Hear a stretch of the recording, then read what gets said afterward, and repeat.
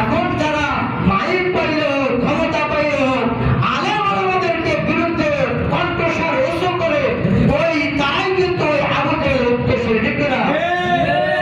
তারাই আবু জেহেলের উত্তরসূরি। আর যারা আলেম ওলামাদেরকে সম্মান করে তারাই হচ্ছে না আবু বকরের উত্তরসূরি, ঠিক না? সেজন্য কথা বলবেন নেবে বলবেন, কথা বলবেন নেবে মানে বলেন। একজন ইমাম সাহেবের সামনে যেভাবে কথা বলতে হয় সেভাবে বলবেন। একজন চেয়ারম্যানের সামনে চেয়ারম্যানের মতো হয়ে যান। আর মসজিদের ইমামকে আপনার গোলাম বলেন, মসজিদের ইমামকে আপনার গোলাম। এই মসজিদের ইমাম হচ্ছে আপনার নেতা।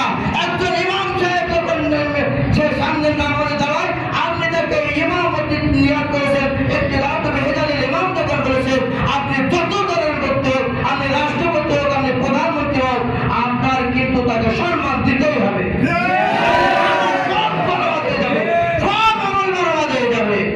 আবু ওয়াক্কাস বলছে, ইয়া রাসূলুল্লাহ, ইয়া হাবিবাল্লাহ, আমি আপনার মোহরের নবুয়তে চুমু খাওয়ার জন্য বাহানা করেছিলাম।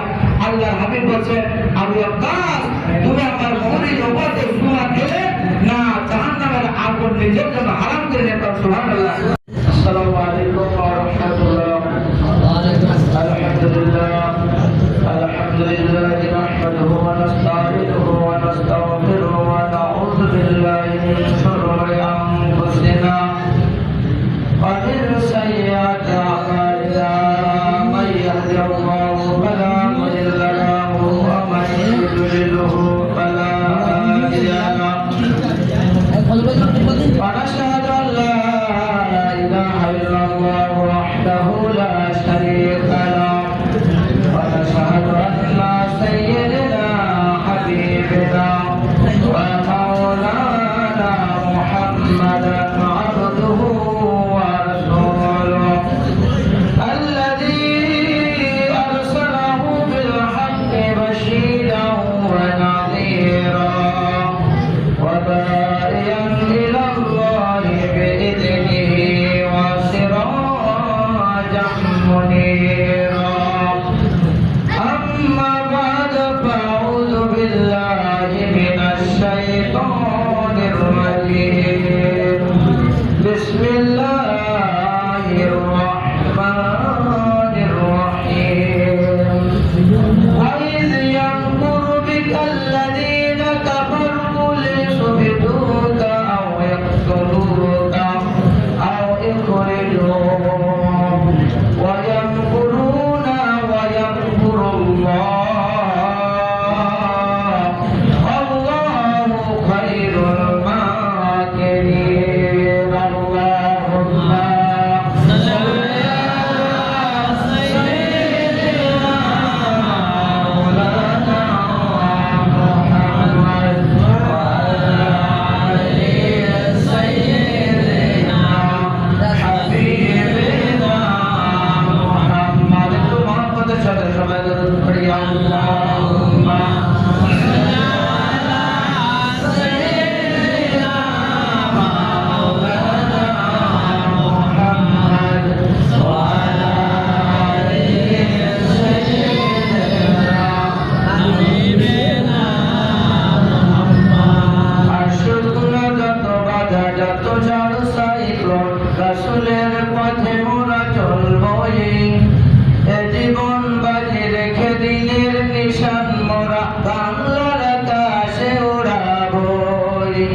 আসুক না যত বাধা যত ঝড় সাইক্লোন, রাসূলের পথে মোরা চলবই।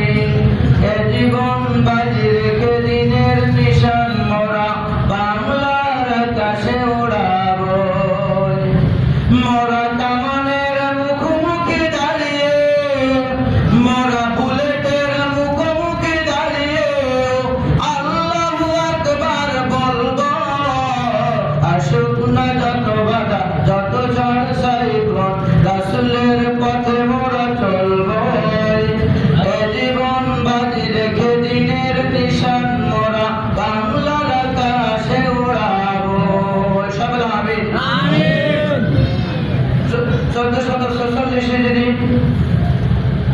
সিরাতুন নবী সাল্লাল্লাহু আলাইহি ওয়াসাল্লাম উপলক্ষে তেঘরিয়া জামে মসজিদ কর্তৃক আয়োজিত আজকের এই অনুষ্ঠানের সম্মানিত সভাপতি, আমন্ত্রিত মেহমানদের নেতৃবৃন্দ, আজকের এই অনুষ্ঠানের সম্মানিত প্রধান অতিথি, বিশেষ অতিথি, অন্যান্য অনুভাবৃন্দ, সম্মানিত মুসলিম کرام, পর্দার অন্তরালের মা এবং বোনেরা, সকলকে জানাতে সালাম। আসসালামু আলাইকুম ওয়া রাহমাতুল্লাহ। আল্লাহ সুবহানাহু ওয়া তাআলা যে একটা সুন্দর পরিবেশে আমাদের এই অনুষ্ঠান করার তৌফিক দান করলেন, সেই মহান মনিবের প্রতি প্রশংসা স্বরূপ সকলে আলহামদুলিল্লাহ। দরুদ আর সালাম প্রেরণ করে বিশ্ব মানবতার মুক্তির দূত যেই নবী এই দিনকে এই জমিনে প্রতিষ্ঠা করার জন্য তায়েফের ময়দানে রক্ত ঝরাইছে, উহুদের ময়দানে দান মোবারক শহীদ করে দিয়েছে, অসংখ্য শহীদ, অসংখ্য সাহাবী রাদিয়াল্লাহু তাআলা আনহুরা তাদের বুকের কাঁচা রক্ত জমিনে ঢেলে দিয়ে আল্লাহর দ্বীন, আল্লাহর জমিনে বাস্তবায়ন করার জন্য জীবন দিয়েছে। তাদের মাগফিরাত কামনা করে আমি সংক্ষিপ্ত সময় কিছু কথা বলে ইনশাআল্লাহ মুনাজাত দিয়ে শেষ করব। রাসূল করিম সাল্লাল্লাহু আলাইহি ওয়াসাল্লামের জীবন একটা সমুদ্র। জন্ম থেকেই তিনি ছিলেন নীতিবান এবং ন্যায় বিচারক। সুবহানাল্লাহ। 570 খ্রিস্টাব্দে জন্মগ্রহণ করলেন। তখন এই পৃথিবীটাই ছিল অবিচার, অনাচার, অবিচার এর ভিতরে লিপ্ত। সব ধূলিসাৎ করে দিয়ে, আল্লাহ নবী জনাবে মুহাম্মদ রাসূলুল্লাহ সাল্লাল্লাহু আলাইহি ওয়াসাল্লাম 570 খ্রিস্টাব্দে এই পৃথিবীতে জন্মগ্রহণ করলেন। এই পথ ভোলা মানুষদেরকে পথের দিশা দেওয়ার জন্য। সুবহানাল্লাহ। জন্মের সাথে সাথে সমস্ত আরব ভূমি, সমস্ত বিশ্ব একটা প্রকম্পিত হলো আল্লাহ নবী জনাবে মুহাম্মদ রাসূলুল্লাহ সাল্লাল্লাহু আলাইহি ওয়াসাল্লামের আগমনে। সুবহানাল্লাহ। রাসূল করিম সাল্লাল্লাহু আলাইহি ওয়াসাল্লামের জীবনের 63 বছর জিন্দেগি। এই 63 বছর জিন্দেগির ভিতরে তিনি জন্মগ্রহণ করার পর 40 বছর বয়সে তিনি নবুয়ত পান। কয় বছর বয়সে?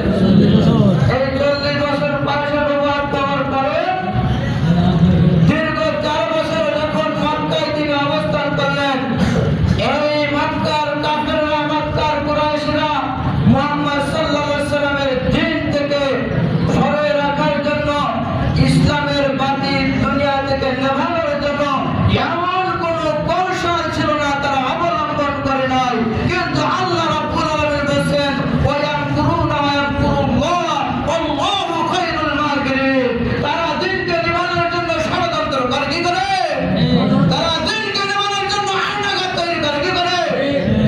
তারা বৈঠক করে চৈত্যকালের ওই চৈত্যকালী বৈঠকে তারা সিদ্ধান্ত নেয় এই দেশ থেকে ইসলামী আন্দোলনকে চিরতরে নিভাই দেওয়ার জন্য একটা সকলের জনপ্রিয় একটা সংগঠন ইসলামী আন্দোলন, এই ইসলামী আন্দোলনকে দেশ থেকে নিষিদ্ধ করার পায়তারা করে। ঠিক কিনা? আল্লাহ রাব্বুল আলামিন বলেন, ওয়া ইয়ামকুরুনা ওয়া ইয়ামকুরুল্লাহ আল্লাহু খায়রুল মাকিরিন। তারা দ্বীনকে নিভানোর জন্য ষড়যন্ত্র করে আর আল্লাহ কৌশল অবলম্বন করে। আল্লাহ হচ্ছে উত্তম কৌশলী। সুবহানাল্লাহ। আল্লাহ নবী জনাবে মুহাম্মদ রাসূলুল্লাহ সাল্লাল্লাহু আলাইহি ওয়াসাল্লামের দীর্ঘ 63 বছর জিন্দেগি। এই 63 বছর জিন্দেগির ভিতরে সবচেয়ে তাৎপর্যপূর্ণ, সবচেয়ে গুরুত্বপূর্ণ সময় হচ্ছে আল্লাহ নবী মুহাম্মদ রাসূলুল্লাহ সাল্লাল্লাহু আলাইহি ওয়াসাল্লাম মক্কা থেকে মদিনায় হিজরত। নবী মুহাম্মদ রাসূলুল্লাহ সাল্লাল্লাহু আলাইহি ওয়াসাল্লামকে এরকম এই দিন থেকে নিবন্ধনকে ফিরিয়ে রাখার জন্য, আর এখন যেমন বিভিন্ন 14 দলীয় বৈঠক হয়, ওই সময় বৈঠক হইতো। ওই বৈঠকের নাম ছিল দারুন্নাদওয়া বৈঠক। কিসের বৈঠক? ওদের সংসদের নাম ছিল দারুন্নাদওয়া বৈঠক। এই বৈঠকের সভাপতি ছিলেন আবু জেহেল। সভাপতি কে ছিলেন? আবু জেহেল। এই আবু জেহেল মুহাম্মদকে নিবৃত করার জন্য ষড়যন্ত্র করার কৌশল অবলম্বন করলো। রাতের গভীরে তারা পরামর্শ করলাম। মিস্টার ইবলিস খুব দুঃখ গায়ে দিয়ে, মাথার বিশাল একটা গামছা গায়ে দিয়ে ওই বৈঠকে হাজির হলো। ওই বৈঠকে হাজির হওয়ার পর তারা সিদ্ধান্ত নিল যে মুহাম্মদকে তার দ্বীন থেকে ফেরানোর জন্য আমরা একটা জেলখানা নির্মাণ করবো, আমরা একটা আয়নাঘর নির্মাণ করবো। যে ঘরের সাথে কোনো মানুষের সম্পর্ক থাকবে না, ওই জেলের ভিতরে কোনো কষ্টের ভিতরে যখন তাকে আটকাবো, সেই মানুষের সাথে যোগাযোগ করতে পারবে না, তার প্রতি কেউ ঈমান আনতে পারবে না। এই জন্য তারা পরামর্শ করলো একটা জেল বানানো, একটা লোহার খাঁচা বানানো। মিস্টার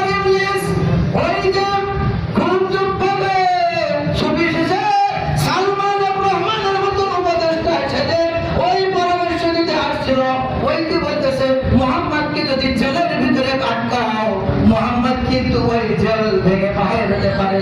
আল্লাহু আকবার। মোহাম্মদ কিন্তু জেল থেকে বাইরে হবে, ওই পরামর্শ গ্রহণ করা যাবে না। এক শ্রেণীর মানুষ তারা পরামর্শ দিল মোহাম্মদকে নির্বাসিত করা হোক, এখানে তাকে আর থাকতে দেওয়া হবে না, এই দেশ থেকে তাকে দেশান্তরিত করা হোক। ইবলিস তখন পরামর্শ দিচ্ছে মোহাম্মদকে যদি এই দেশ থেকে তাড়ায় অন্য দেশে দিয়ে দাও, সেখানে যে মানুষের সাথে জন্মার সৃষ্টি করবে, সেখানে সে এমন ভাবে কথা বলে, যে এমন সুন্দর কথা বলে, তার কথায় সব মানুষ কিন্তু ভেড়ে যাবে। ওই কাজটা হতে দেওয়া যাবে না। সর্বশেষ সিদ্ধান্ত ছিল, সভাপতি ছিলেন আবু জেহেল। কি হয়েছে? কথা খুব ভালো করে সামান্য 5-7 মিনিট শেষ করবে ইনশাআল্লাহ। আবু জেহেল ওই দারুন মাদা বৈঠকের সভাপতি সিদ্ধান্ত নিল প্রত্যেক গোত্র থেকে একজন করে যুবক, তাদের হাতে থাকবে খোলা তরবারি। এই খোলা তরবারি তারা নিয়ে উন্মুক্ত ময়দানে বাইরে যাবে, মুহাম্মদকে যেখানেই পাবে সেখানেই তাকে হত্যা করবে। যে ব্যক্তি মুহাম্মদকে হত্যা করতে পারবে সে সবচেয়ে বড় পুরস্কার পাবে। নাউযুবিল্লাহ। মুহাম্মদকে হত্যা করার সিদ্ধান্ত গ্রহণ করলো। এই সময় মিস্টার ইবলিস যিনি উপদেষ্টা ছিল, ওই উপদেষ্টা আমার বলতেছে এইটাই ঠিক, মুহাম্মদকে যদি চিরতরে মানে একেবারে মেরে ফেলা যায়, হত্যা করা যায়, তাহলে আমরা সফলতা পাবো। নাউযুবিল্লাহ। আল্লাহ রাব্বুল আলামিন বলেন সূরা আনফালের 30 নম্বর আয়াত, অনেক ভাই আছেন শিক্ষিত মানুষ, দেখে নেবেন। আল্লাহ রাব্বুল আলামিন বলেন ওয়া ইয ইয়ামকুরু বিকাল্লাযীনা কাফারু লিয়ুসবিতুকা আও ইয়াকতুলুকা আও ইখরিজুকা ওয়া ইয়ামকুরুনা ওয়া ইয়ামকুরুল্লাহ ওয়াল্লাহু খায়রুল মাকিরিন। আল্লাহু আকবার।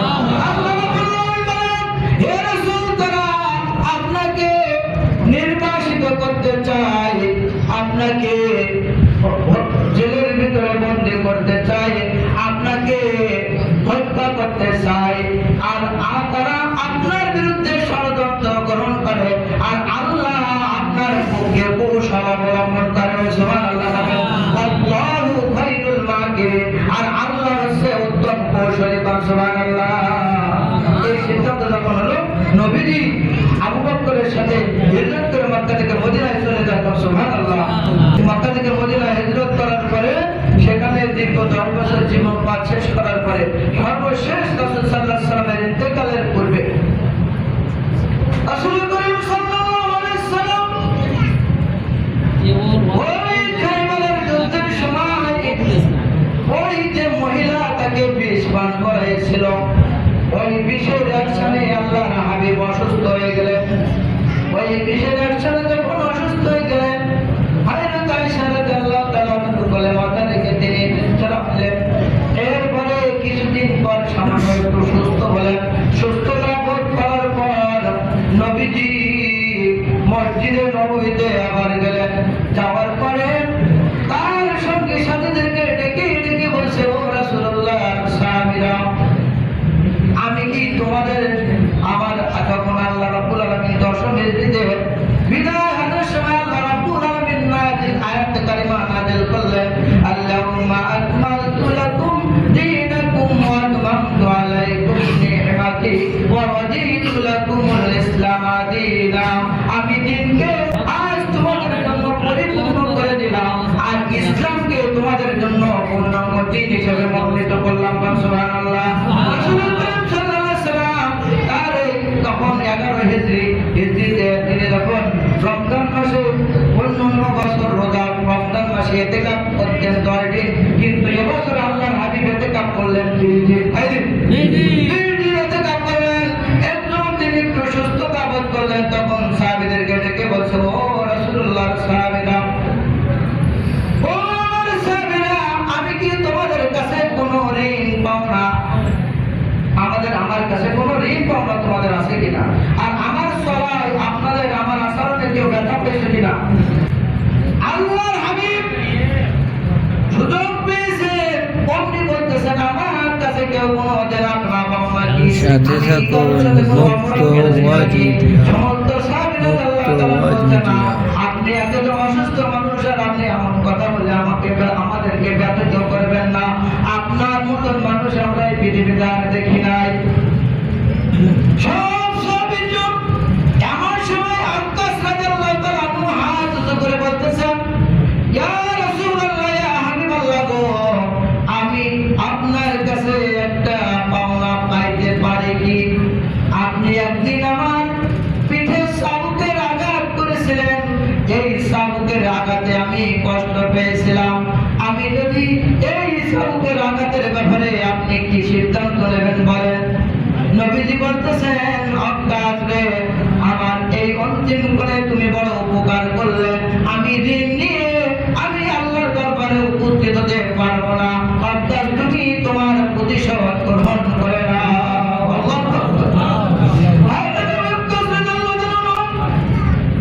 যখন এই কথা বললেন, অন্যান্য সাহাবীরা রাদিয়াল্লাহু তাআলা খুব বিচলিত হলেন, ইতস্ত করতেছেন যে আল্লাহর হাবিব এত অসুস্থ, আর ইনি কি বলেন? আল্লাহর নবী মুহাম্মদ রাসূলুল্লাহ সাল্লাল্লাহু আলাইহি ওয়াসাল্লাম যখন আবু ওয়াক্কাস এই কথা বললেন, আল্লাহর হাবিব আবু ওয়াক্কাসের দিকে এগিয়ে গেলেন। সাহাবীরা রাদিয়াল্লাহু তাআলা বলতেছেন, আবু ওয়াক্কাস, মুহাম্মদকে এই অবস্থায় তুমি কোনো প্রহার করো না। তুমি যদি তোমার প্রতিশোধ গ্রহণ করতে চাও তাহলে আমাকে একাধিক শতবার প্রহার করো, আমাকে মারতে মারতে আমাকে শহীদ করে দাও। আল্লাহর হাবিবের সামনে তুমি অগ্রসর হবে না। নবীজি বলছেন, ও আমার সাহাবীরা, আমার ঋণ আমাকে পরিশোধ করতে দাও। আল্লাহু আকবার বলেন, আমার ঋণ আমাকে পরিশোধ করতে দাও। নবীজি আবু ওয়াক্কাসকে নিয়ে সামনে চলে আসলেন। আবু ওয়াক্কাস বলতেছেন, ইয়া রাসূলুল্লাহ, ইয়া হাবিবাল্লাহ গো, যেদিন আপনি আমাকে প্রহার করেছিলেন সেই দিন তো আমার গায়ে কোনো জামা ছিল না। আজকে তো দেখতেছি আপনার গায়ে জামা, আপনি জামা খুলবেন, তারপর আমি প্রতিশোধ গ্রহণ করবো।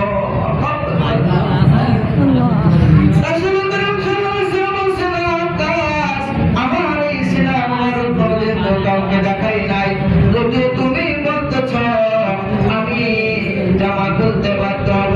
তাকে একটা আলোর ভিতরে নিয়ে গেলেন, যাওয়ার পরে যখন নবীজি জামা মোবারক খুলে ফেললেন, হযরত আব্বাস রাদিয়াল্লাহু তাআলা নবীজির মুখে সুমুখে বললেন, ইয়া রাসূলুল্লাহ, ইয়া হাবিবাল্লাহ, বাস্তব জীবনে আপনি কোন মানুষের গায়ে অন্যায় ভাবে একটা থাকতেও পারেন নাই, অন্যায় ভাবে কাউকে একটা কটু কথা বলেন নাই।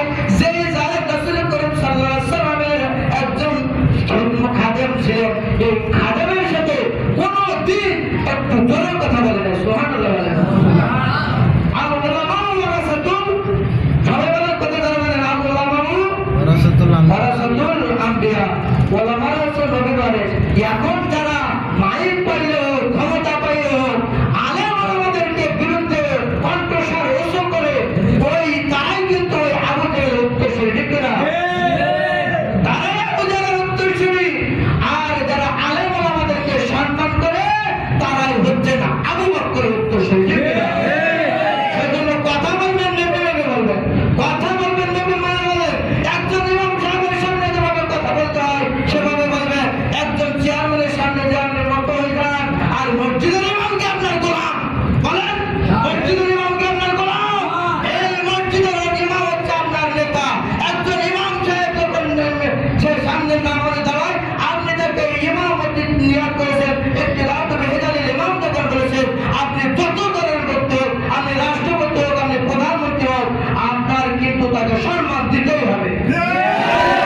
সব বরবাদ হয়ে যাবে, সব আমল বরবাদ হয়ে যাবে।